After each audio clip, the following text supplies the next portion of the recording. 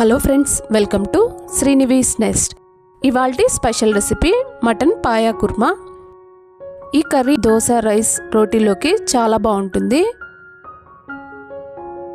ఈ పాయా కర్రీని ఎంతో హెల్తీగా, టేస్టీగా నేను చూపించే ప్రాసెస్తో చేసి చూడండి. చాలా త్వరగా చేసేసుకోవచ్చు. బిగినర్స్ ఎవరైనా ఒకసారి నేను చూపించే ప్రాసెస్లో చేసి చూడండి. చాలా త్వరగా చేసేసుకోవచ్చు, ఎంతో హెల్తీ కూడా. మరి ఈ రెసిపీ ఎలా చేయాలో చూసేద్దాం. ముందుగా కుక్కర్లోకి పాయ ముక్కల్ని శుభ్రంగా కడిగి వేసుకోవాలి. అందులోకి కొద్దిగా రాళ్ళుప్పు, పసుపు, 3 గ్లాసుల వరకు వాటర్ని వేసుకోవాలి. 10 విజిల్స్ వచ్చేంత వరకు ఉడికించుకోవాలి. ముక్క అనేది సాఫ్ట్గా ఉడికేంత వరకు కుక్ చేసుకుంటే సరిపోతుంది.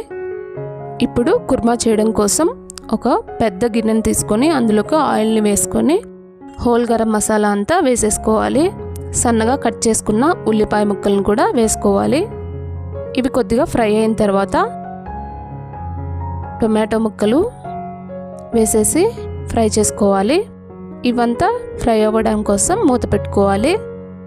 చూసారు కదా, కొద్దిగా సాఫ్ట్గా అయిన తర్వాత ఇందులోకి కొబ్బరి మసాలా, కొబ్బరి పేస్ట్ మెత్తగా గ్రైండ్ చేసుకొని 4 స్పూన్స్ వరకు వేసుకోవాలి. అల్లం వెల్లుల్లి పేస్ట్ 2 స్పూన్లు. మసాలా అంతా పచ్చివాసన పోయేంత వరకు బాగా ఫ్రై చేసుకోవాలి.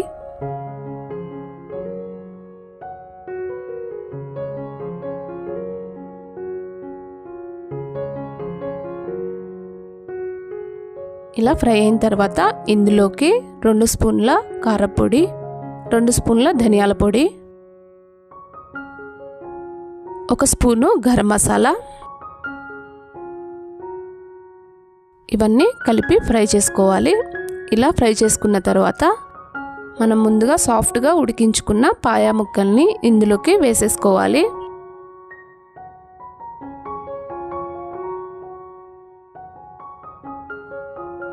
కర్రీకి సరిపడా వాటర్ని పోసుకోవాలి.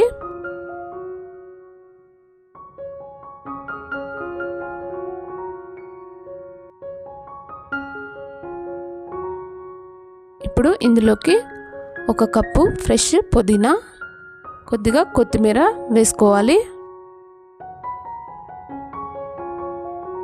ఈ పాయా కుర్మాలోకి మెయిన్గా ఈ కొత్తిమీర, పుదీనా అనేది ఎక్కువగా వేస్తే టేస్టీగా ఉంటుంది.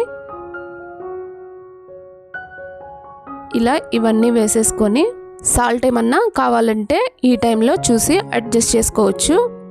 ఆల్రెడీ ముందుగానే ఉడికించేటప్పుడే సాల్ట్ వేసాం కాబట్టి చూసి వేసుకోవాలి. అంతే అండి, మూత పెట్టేసి ఈ కుర్మాని అరగంట సేపు బాగా మరిగించేసుకోవాలి.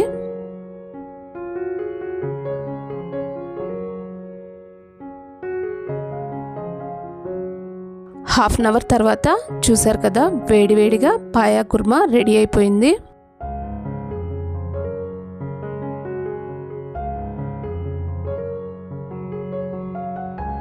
ఈ పాయా కుర్మా అనేది చాలా ఈజీగా ఇలా నేను చూపించే ప్రాసెస్లో ట్రై చేసి చూడండి, చాలా బాగుంటుంది. బేసిక్ మసాలాతోనే ఇలా ట్రై చేయండి, ఎంతో టేస్టీగా ఉంటుంది.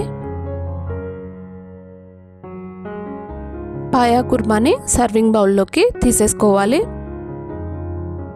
చూసారు కదా, ఎంతో టేస్టీగా, హెల్తీగా ఉండే పాయా కుర్మాని చేయడం ఎంతో ఈజీ. ఈ కుర్మా అనేది దోశల్లోకి చాలా బాగుంటుంది. యమ్మీ అయిన నాన్ వెజ్ రెసిపీ మీకు కనుక నచ్చినట్లయితే మీరు ట్రై చేయండి. మీకు ఎలా వచ్చిందో కామెంట్స్లో షేర్ చేయండి.